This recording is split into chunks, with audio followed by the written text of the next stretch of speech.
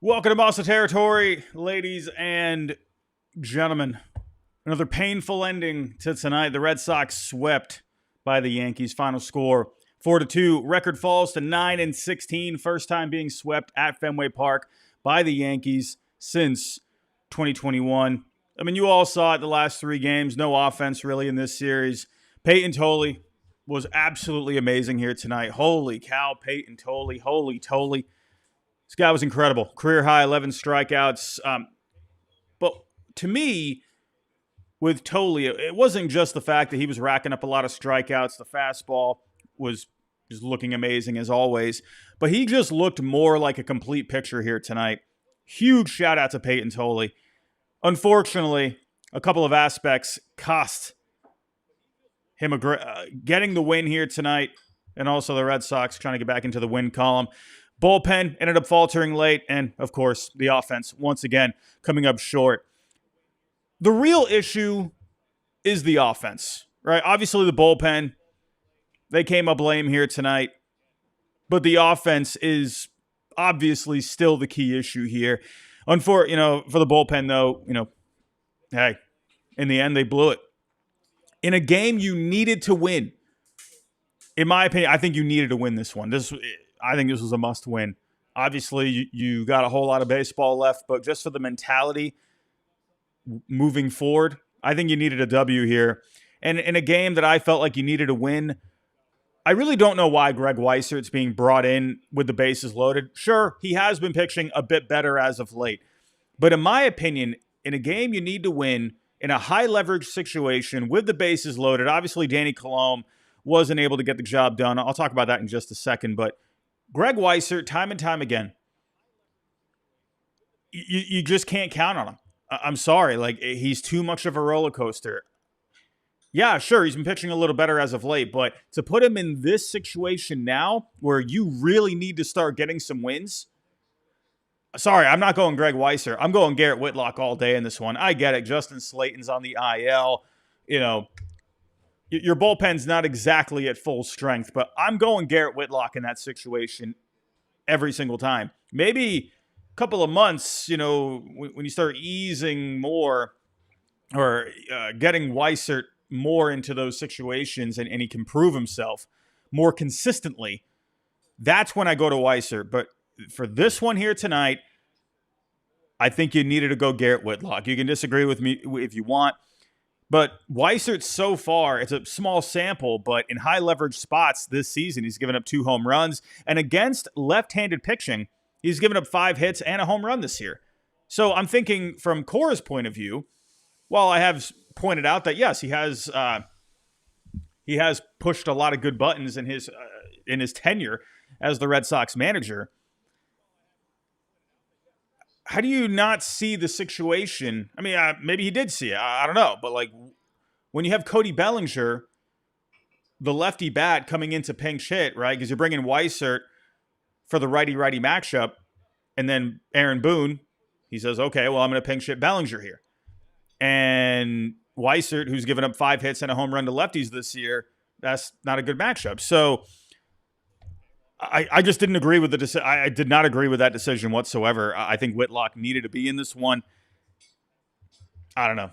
I'm just a doofus that sits at my desk. What do I know? I don't know anything. But again, the real issue here is the offense. First time through the order here tonight, 36 pitches. Marcelo Meyer had a double early on. So the offense getting off on the right foot. Second time through the order, against Cam Schlittler here tonight. Second time through the order, 37 pitches.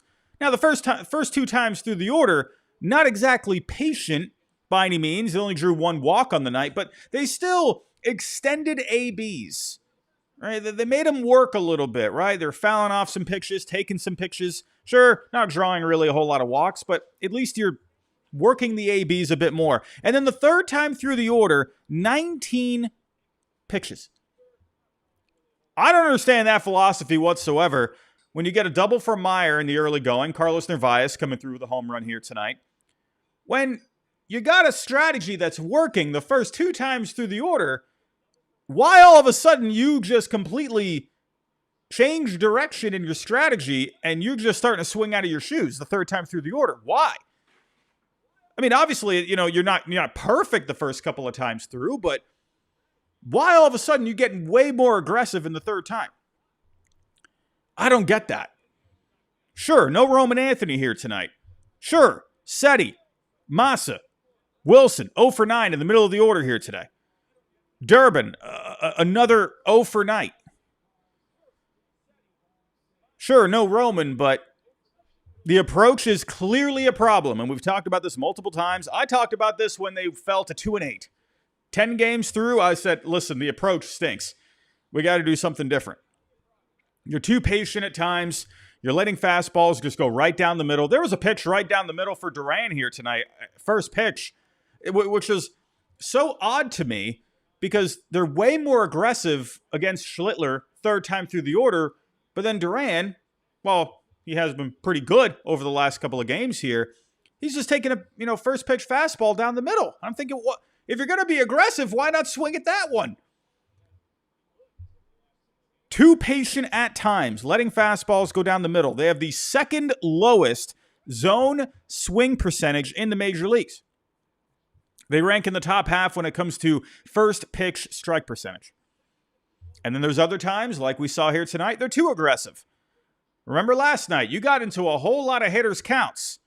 You were getting the edge, getting into those good counts. Or in the last couple of games, that's been happening against Luis Gil a couple of nights ago. But then you're not putting more pressure on. Get into these hitters' counts, you get up 2-1, 2-0, but then you're not taking advantage. And then there's times where you're chasing outside of the zone. They have the 10th highest chase percentage in the major leagues up to this point. And when you make contact, sure, you are hitting the ball hard, but they have the second highest ground ball percentage. They're not making good quality contact. They're not putting the ball in the air. They're not hitting solid line drives. Too much swing and miss. They have the 8th highest swinging strike percentage. I said it last night. If there is a move to be made, I think it's something with the coaching staff. I think it's something with the hitting coaches, that group. Whether or not you bring someone in you appoint someone new to take charge, or you bring in a guy or two to help supplement the coaching staff. I think that's what you need to do right now. Because obviously what you're doing at the plate is not working.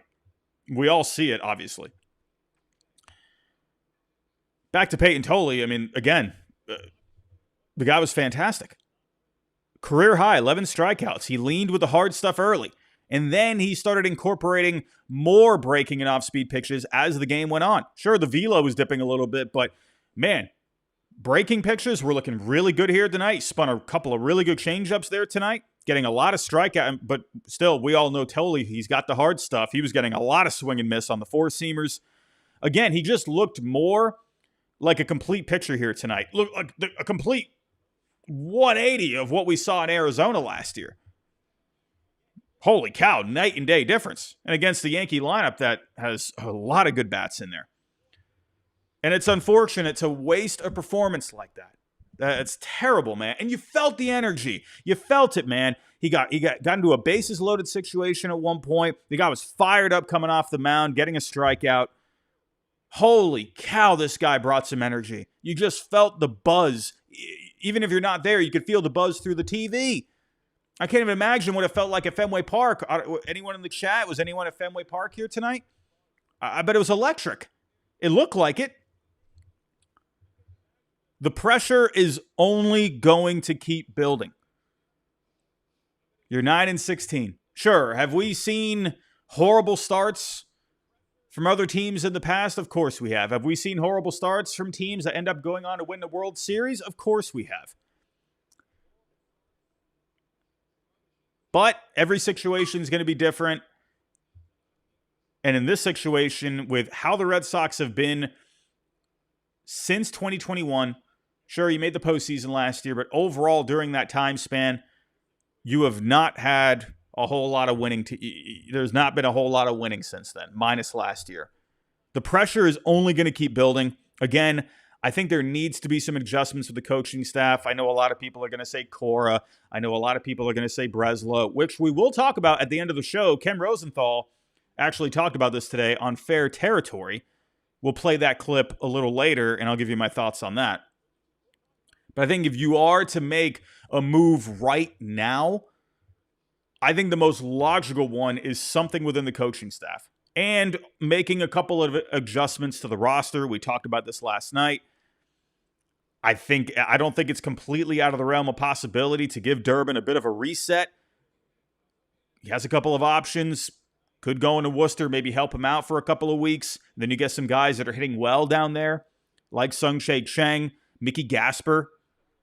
A couple of guys like Sogard Eaton. They played a lot in Boston last year. Just to switch things up a little bit. Maybe help that clubhouse. I mean, again, you saw the good energy here tonight. At least in the early going, you were feeding off of it. I don't know. That's what I think. I think there just needs to be a couple of adjustments with the roster. I think you need to do something with the coaching staff at some point, unless they just completely figure it out overnight. If all of a sudden light bulbs start going off, then and they have a eureka kind of a moment, then I think you need to do something with the approach, with the guys that are giving you the scouting reports, going over the game planning. Again, though, with this ownership, like we said last night, they have made drastic moves in the past. They are very PR conscious. When things are not going well, they have clearly shown in the past they are not afraid to pull the trigger. We saw it with Chaim Bloom. I mean, we have seen it plenty of times, man. We saw it with Rafi last year. Could they do something sooner rather than later? Something drastic? I wouldn't doubt it. We'll see. But again, we'll take a look at the Rosenthal clip a little bit later. We'll go through this one here tonight. We'll take a look-see. Go into the performance of Payton Tolle. We'll break down the offense. We'll go into the bullpen. And we do have the Orioles coming up. Do appreciate all of you stopping by. We do have a super chat coming in from Don Julio, 23 with a $4.99. I'm done with this team and franchise. Swept by rivals. I can't believe ownership thinks this is okay for a historic franchise. I will say this. I don't know. We have been seeing more of John Henry on the television screen. Is that by design? Maybe. But I can't help but wonder if maybe they're feeling a little frustrated too. Obviously, John Henry has not talked with the media in like 5 years at this point. I think that's a complete shame. Sure, he's definitely had a lot of people go after him in the past, but that's not an excuse to not speak with the media. That's a whole different conversation. But I do believe he cares, and I do wonder if there is something to him being on that TV screen a little bit more. I wonder if there is something there. I do think he cares. I think they all care. It's just a matter, I don't know. This is obviously not working out. I don't know. We'll see. It's interesting because you have been seeing him more. We were even hearing some things, what was it, a couple of weeks ago on the national media circuit. Colin Cowherd was talking about the Red Sox. When the heck does Colin Cowherd talk about a baseball team this early in the season unless it's someone like, Shohei Ohtani? The fact that was even there. I don't know, even Red Sox stats. He was putting something out the other day saying there's noise. I forget how he worded it. I'm paraphrasing, but saying that there's noise escalating. People are talking. Again, it may not feel like it, but I do think they care. And I think there is something to John Henry being seen a bit more in the public. We'll talk about it when we get to Rosenthal later on.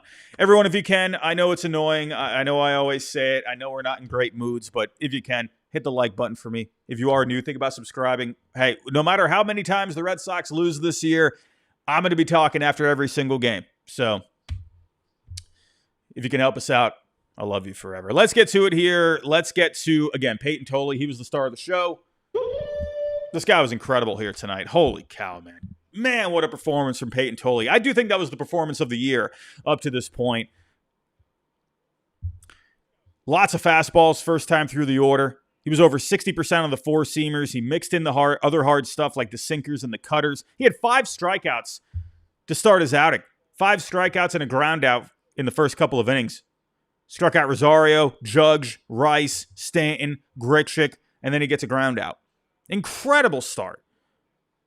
Pedro-esque. Chris Sale-esque. Third inning. Struck out Jazz for his 6th strikeout. Got a ground out and a line out. Guy was looking incredible. Then the second time through the order comes in. He starts getting in a couple more breaking pitches, a couple more off speed. You do notice a little bit of a dip in the velo. But still, looked like a different guy out there. They did load the bases. Rosario and Rice getting on with the base hit. Judge drawing a walk. Strikes out Stanton. Gets Grichuk with a shallow fly out. And then Trent Grisham gets him on the strikeout. He was revved up at this point. Fired up.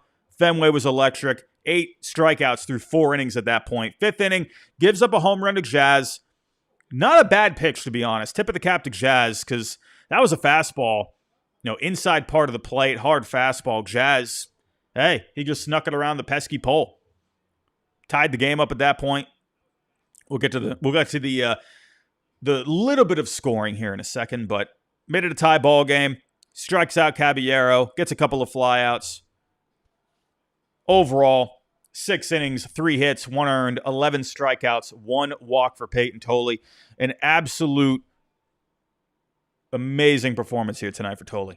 Unfortunately, not a whole lot of offense here. Not a whole lot. I mean, you got a couple of things going against Cam Schlittler.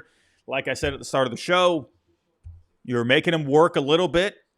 Obviously not perfect, but the guy's been incredible up to this point. He's got nasty stuff, big velo.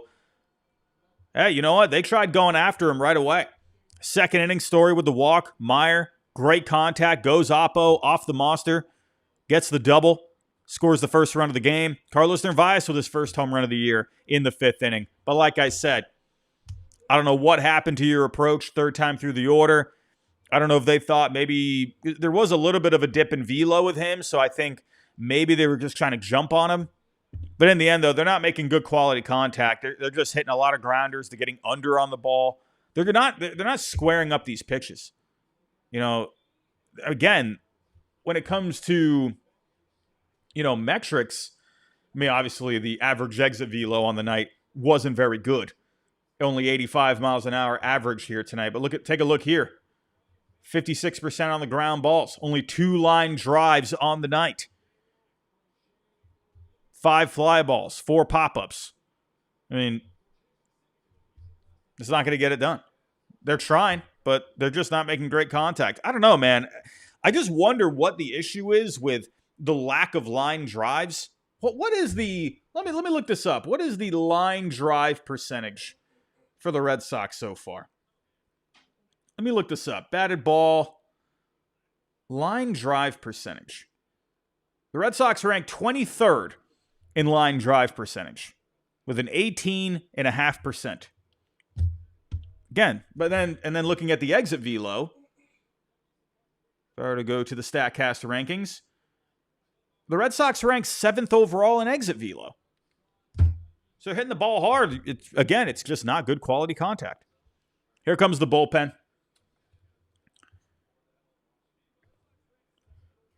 Danny Colomé comes in for the 7th. I understood that move because the Yankees had a couple of lefties coming up. That made sense. It didn't work out in the end. Funny enough, the right-handed hitter, Grichuk, who came up first, he actually struck him out. And the lefties that came up, Grisham and Jazz, they get base hits. Caballero, the righty, comes back up. He gets a base hit. I saw some people saying, why are you still keeping Colomé in to face the righty Caballero because you had Austin Wells coming up next. So I think Cora wanted to keep him in for the lefty. In the end, he got to Wells after Caballero had the base hit, but then he gets a huge strikeout to Wells on a sweeper. Here comes Greg Weissert. Again, I would have gone Whitlock. I don't know. I know there's the argument for Whitlock to only go one inning, but, I mean, listen. Maybe they probably they want to keep his arm just healthy, right? They don't want to have him coming up, sitting down, coming back up again. I don't know. I think this is a situation where you have a massive situation here, and you need, I think, one of your better arms. I get it. You got the Orioles coming up. You needed this one here tonight. Weissert comes in to face the righty, but they pinch hit for Bellinger, so it was a lefty-righty matchup at that point. And like I said, Weissert has not been good against lefties this year. Bellinger with a base hit. Yankees take a 3-2 lead. Judge adds on another base hit. That makes it 4-2. And the Red Sox offense in the bottom half, they had nothing. Willier gets a base hit, but then Story with the double play. Meyer lines out. Samaniego, Watson, they take care of the rest. Duran had a nice diving play in left field, but that was it. Final score, 4-2. Absolutely deflating loss here tonight. What else is there to say? I mean, it's kind of beating a dead horse at this point.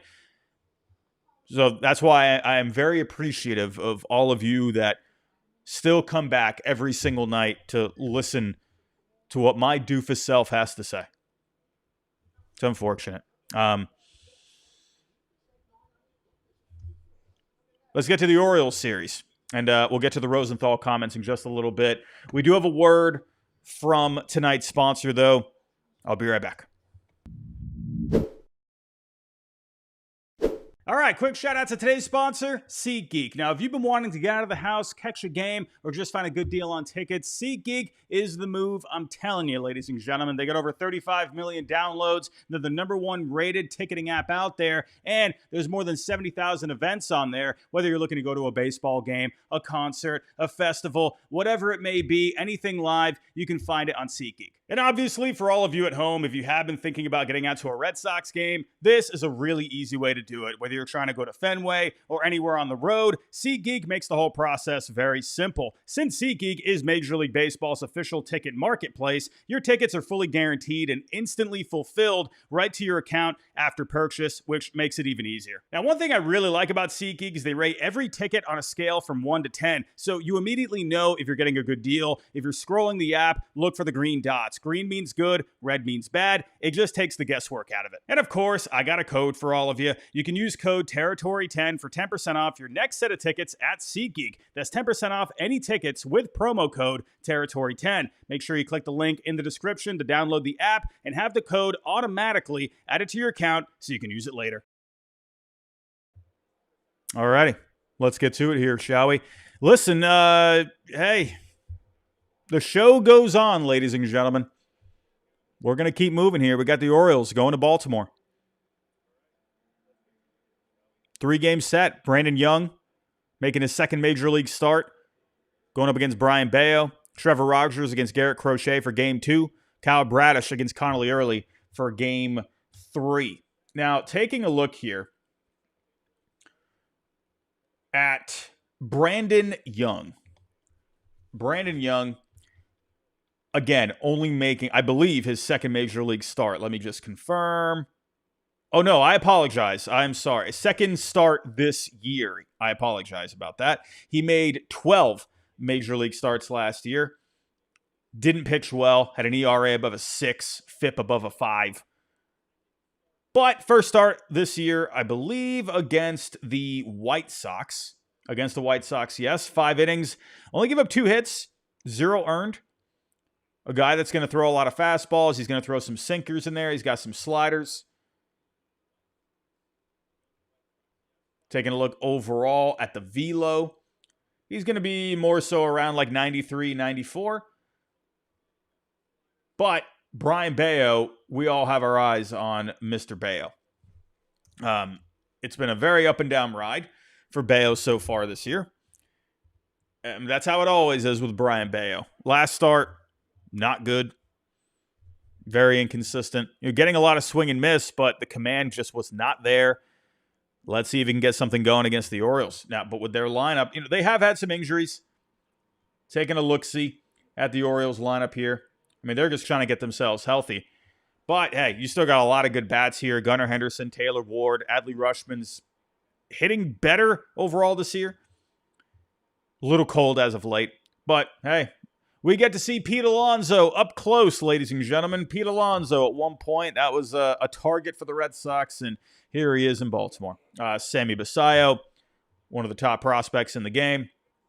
And then at bottom of the order, it gets a little iffy for the Orioles. You still got Leody Taveras. I cannot speak. Leody Taveras out in center.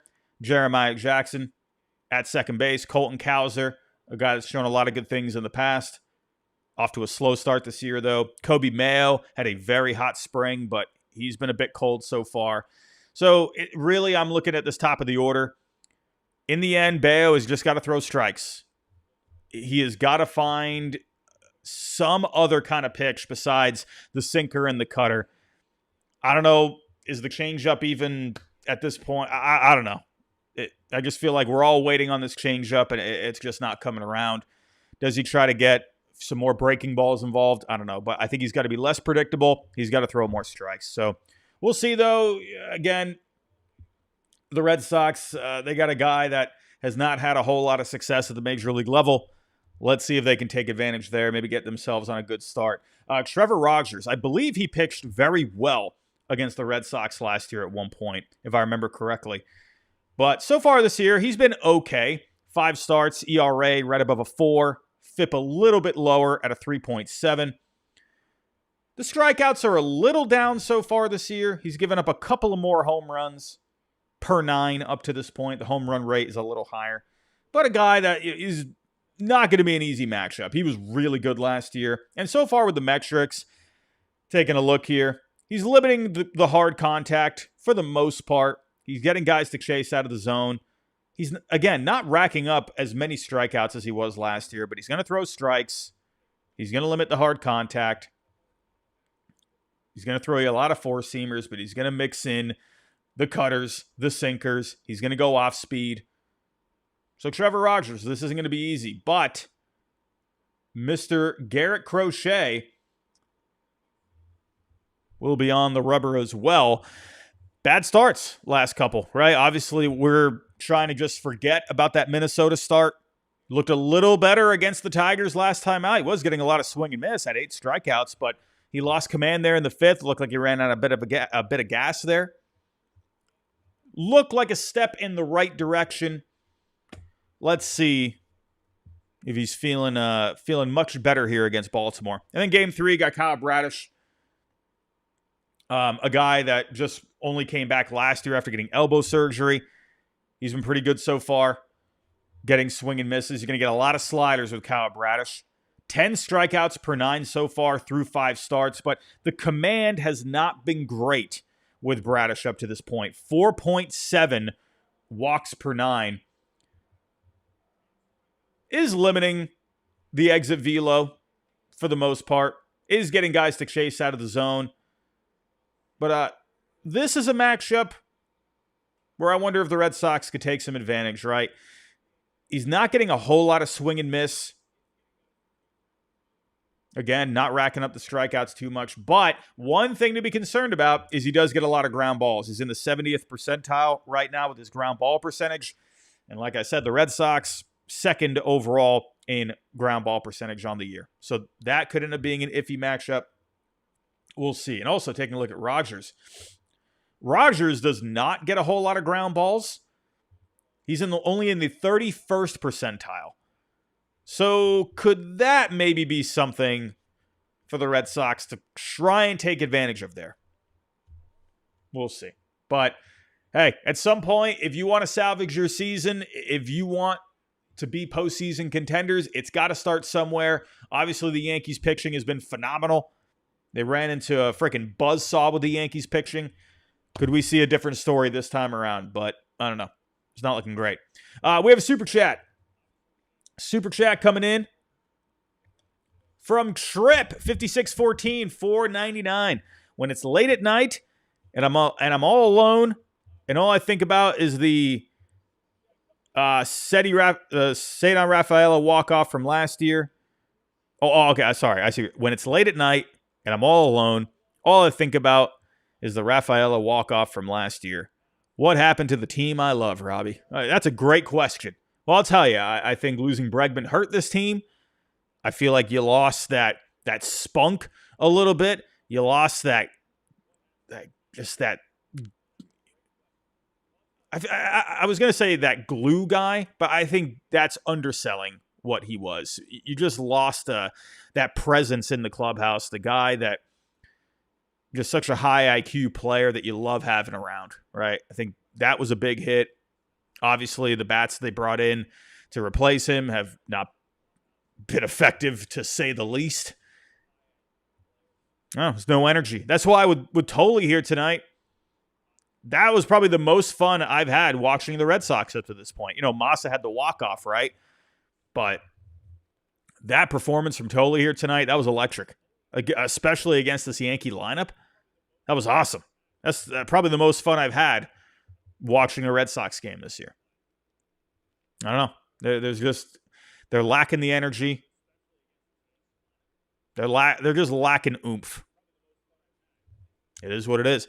But could that eventually lead back to Craig Breslow? Well, we had these comments here from Ken Rosenthal today.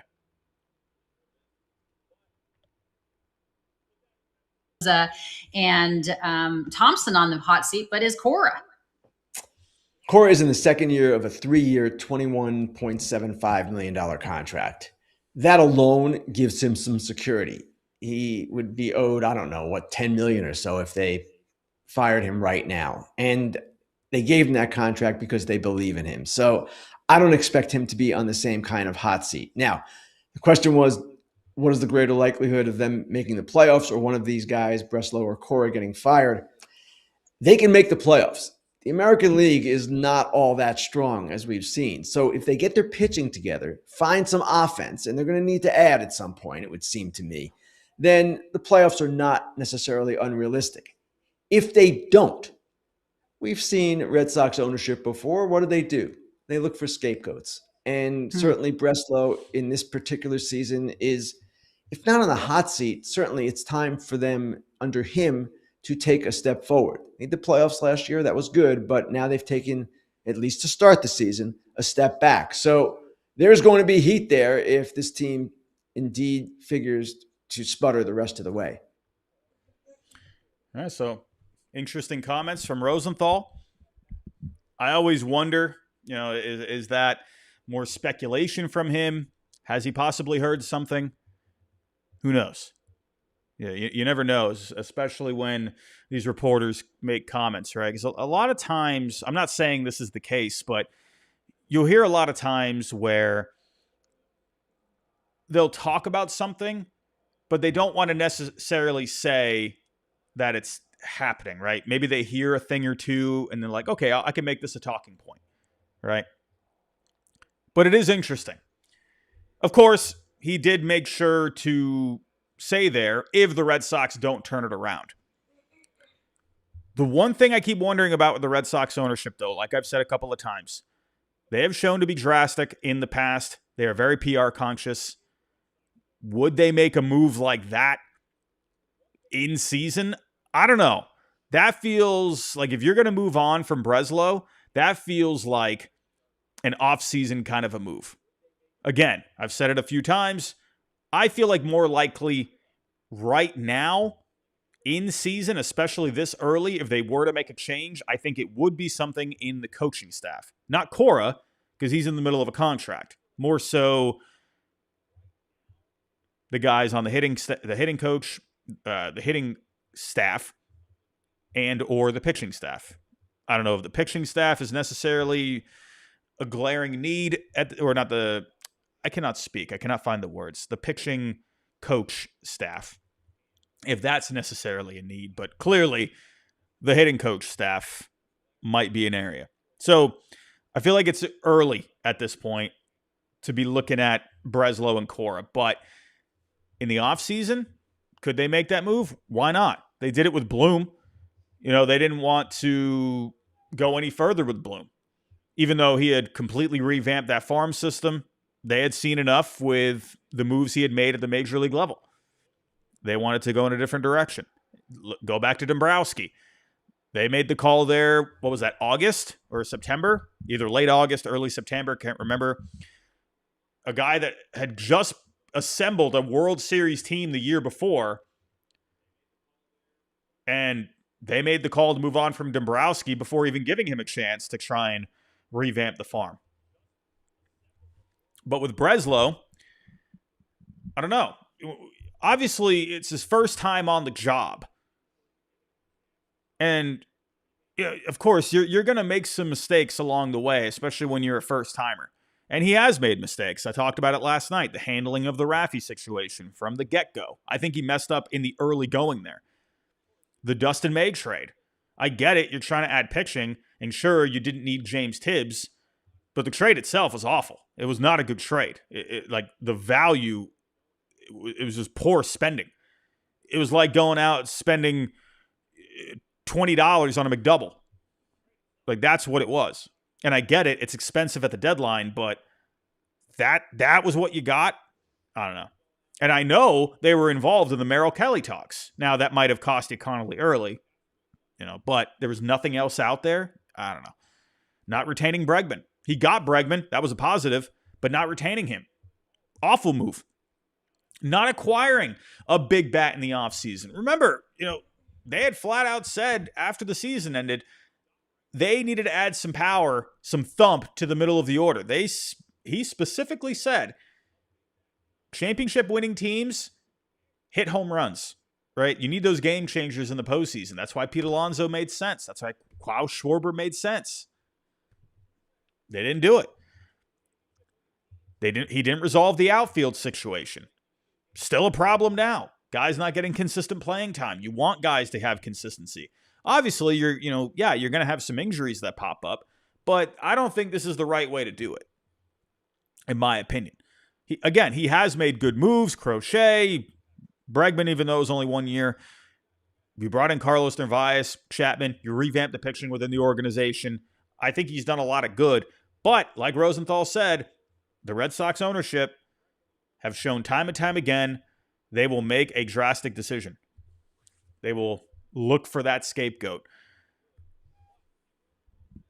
When you look at the negatives, and obviously you see how it's gone so far, yeah, off-season time, I could totally see Breslow being the guy, right? They gave him a shot, didn't work out fully. I think he did good. I think he has done good, but for an ownership group that signed off on spending money this past offseason, getting into the second CBT, I'm sure they're not happy about this at all. And again, I think they care. A lot of people out there might not agree with me on that. I do think they care. Care enough, especially when they're spending money and you're not winning games. So, in the end, come off season, if this ends up being a disaster, then yeah, I could totally see him being the guy that ends up getting let go. Right now, though, no, I don't think that would happen. But I wouldn't put it by ownership. I wouldn't, because they've done some wacky stuff before. It is what it is. We'll see how it goes. But everybody, I am going to wrap it up right there for the night. That's all I got here. I do appreciate, again, all of you stopping on by. Appreciate all of you giving me the time, even during a tough time. I do appreciate that, everybody. But everyone, try and enjoy the rest of your night. I'm probably going to cry myself to sleep. The usual. It is what it is. I'm out here, everybody. If you can on the way out, hit the like button, subscribe if you're new, and we'll see you tomorrow for the post-game show.